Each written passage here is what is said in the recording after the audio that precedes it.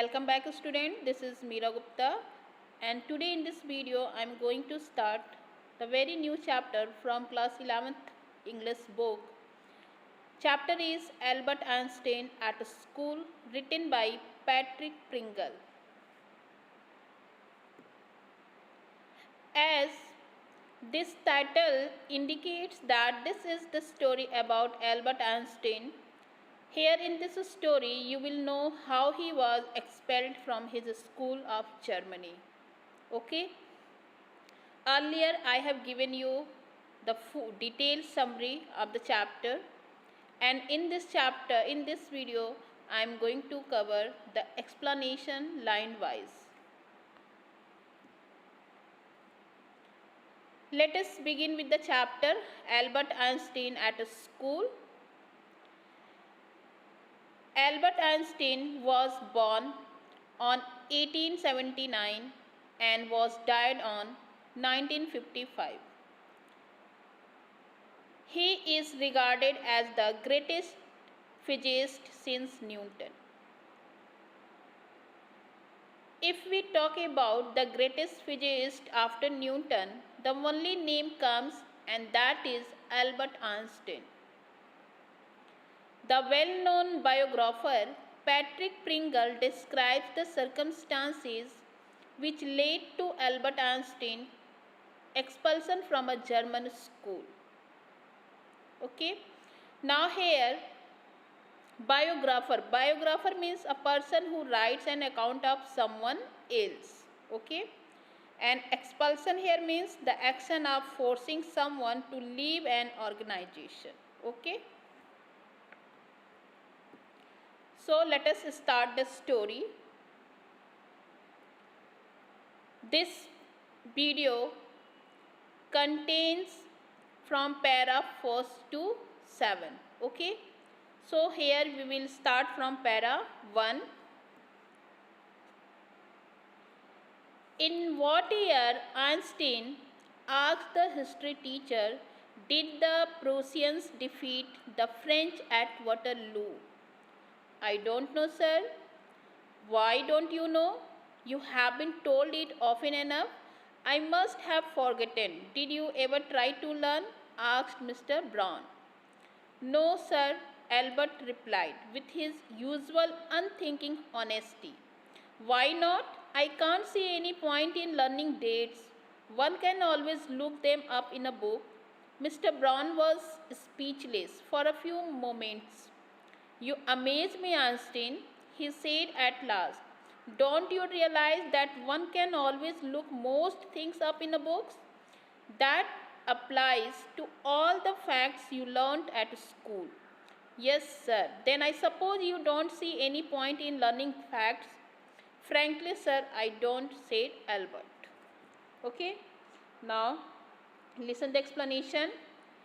In this para, the writer Patrick Pringle says that here in this story, Albert history teacher asked him about the year in which the Prussians defeated the French at Waterloo. As usual, Einstein does not remember it, to which Mr. Brown points out that the reason for this is because Einstein never bothers to learn them. Albert justifies that he finds it pointless to digest date because one can always look them up in books whenever needed. The answer left Mr. Brown dumbstruck for a while. Finally, he replies and tells him that similarly, most of the things being taught in school can be looked up in the books, and there is no point in mugging up facts. Einstein, without realizing that the statement was sarcastic, agrees with him. Okay. Now see the next para 2. Then you don't believe in education at all? Oh yes, sir, I do. I don't think learning fact is education. In that case, said the history teacher with heavy sarcasm, perhaps you will be so kind as to tell the class the Einstein theory of education. Now here the teacher becomes very angry, okay, and he includes that if Einstein does not see any point in grasping facts, then he should not also be a believer and follower of education. Albert very clearly replies that he is undoubtedly vested in the idea of education, but according to him, merely digesting facts is not education. The history teacher then, in an attempt to mock him in front of the whole class, asks about his elaborate version of ideal education. Now he wanted to listen from Albert Einstein the version of ideal education. What is the version of ideal education according to Einstein? Para 3. Albert flushed. I think it's not facts that matter, but ideas, he said. I don't see the point in learning the dates of battles or even which of the armies killed more men. I would be more interested in learning why those soldiers were trying to kill each other. That's enough. Mr. Brown's eyes were cold and cruel. We don't want a lecture from you, Einstein. You will stay in for an extra period today. Although I don't imagine it will do you much good. It won't do the school any good either. You are a disgrace. I don't know why you continue to come. It is not my wish, Sir, Albert pointed out. Then you are an ungrateful boy and ought to be ashamed of yourself. I suggest you ask your father to take you away. Okay, now listen the explanation. What happened? Again, being very clear about his idea of education, Albert explains that it is useless to acquire knowledge on dates of battles and number of men that were compromised. What is important is to read and analyze the regions that were responsible for the battle between the two armies. Mr. Brown got extremely angry and interrupted Albert's speech and punished him to stay for extra classes, even if it were no good to anyone including Albert. The teacher then calls him a disgrace, expressing his displeasure of having him around. Then Albert mentions that he does not want to be there either. The teacher then remarkably calls him an ungrateful boy who should be ashamed and suggests that his father to take him away from the school. Now here you can see the means according to the teacher the bad luck has been started for Albert. Now see para 4. Albert felt miserable when he left school that afternoon. Not that it had been a bad day, most days were bad now. Anyway, but because he had to go back to the hateful place the next morning, he only wished his father would take him away. But there was no point in even asking. He knew what the answer would be. He would have to stay until he had taken his diploma. Okay, miserable here means unhappy. Now listen the explanation. That afternoon Albert was unhappy when he left school. It was not that the day was bad, but in general days were getting bad at school and he hated the thought of going to school every morning. His only wish was that his father would take him to Italy along with him, but it was pointless to ask him. because he would anyway make him stay there until he completed his diploma. Now para 5. Going back to his lodging did not cheer him up. His father had so little money to spare that Albert had been found a room in one of the poorest quarters of Munich. He did not mind the bad food and lack of comfort, or even the dirt and squalor, but he hated the atmosphere of slum violence. His landlady beat her children regularly, and every Saturday her husband came drunk and beat her. Lodging here means temporary accommodation or a room rented out to someone, usually in the same residence as the owner. Squalor here means the state of being extremely dirty and unpleasant, especially as a result of poverty and neglect. Okay, now listen the explanation. School was surely an unpleasant place for Einstein, but his place of stay in Munich was nothing better.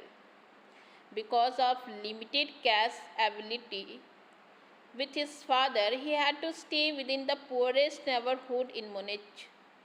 However, poverty, bad food, dirt, and lack of comfort hardly bothered him. It was the frequent fights at the place that he hated. Even the landlady's family was a violent one, where he used to hit her kids every now and then, while her husband beat her every Saturday after he came back home drunk. Okay, now see the next para 6. But at least you have a room of your own, which is more than I can say, said Yuri, when he called round in the evening. At least you live among civilized human beings, even if they are all poor, student, said Albert. They are not all civilized, Yuri replied. Did you not hear that one of them was killed last week in a duel? And what happens to the one who killed him? Nothing, of course. He is even proud of it. His only worry is that the authorities have told him not to fight any more duels. He is upset about this because he has not a single scar on his face to wear for the rest of his life as a badge of honor. Oh, exclaimed Albert. And these are the students. Well, you will be student one day, said Yuri. I doubt it, said Albert glumly. Now here duel means a contest with deadly weapons arranged between two people in order to settle a point of honor. Okay. Now listen the explanation. What happened? Now here we are introduced to his friend Yuri, who is also very not fortunate. He reminds Albert that he should be glad about the fact that he has a room of his own to live in, even though the neighborhood is not something he likes. In return, Albert reminds Yuri that even though Yuri lives among poor students, they all are civilized and non-violent. Yuri interrupts hearing this to correct him that not all of them have manners, and only last week one was killed in a night. The one who killed him did not face any circumstances except never being allowed to play a duel again. The only regret that guy had was that he won't be able to show off a scar as a symbol of bravery. Albert sighs at the state of student pursuing diplomas. Yuri then gives Albert some hope by saying that he will be a student too, to which Albert expresses his doubtfulness. Now listen the last paragraph of this story. I don't think I will ever pass the exam for the school diploma, he told his cousin Elsa the same next time she came to Munich. Normally she lived in Berlin, where her father had a business. I am sure you could learn enough to pass the exam, Albert, if you tried, she said. I know lots of boys who are much more stupid than you are, who get through. Then say, you don't have to know anything, you don't have to understand what you are taught, just be able to repeat in the exams. That is the whole trouble, said Albert. I am not good at learning things by heart. Now listen the explanation. Here, Albert expresses his concern to his cousin Elsa, saying that it is not very likely for him to pass exam. Elsa, who had come to visit Einstein in Munich, normally lived in Berlin, the place of her family business. Elsa tried to convince Albert to learn just enough to pass the exam by learning and repeating facts, and that she had seen a lot of dull guys do it. Albert again exclaimed that learning things by heart is not his best suit. Means he is not capable to learn the things by heart. It is wasted for him. Okay. Now here we have end up our story, and next part will be continued in next video. I hope you understood it. It is my suggestion for you to go through these paragraphs and read it carefully, listen the explanation and try to understand it. We will see in the next video, the next part. Till then, take care, goodbye, be safe.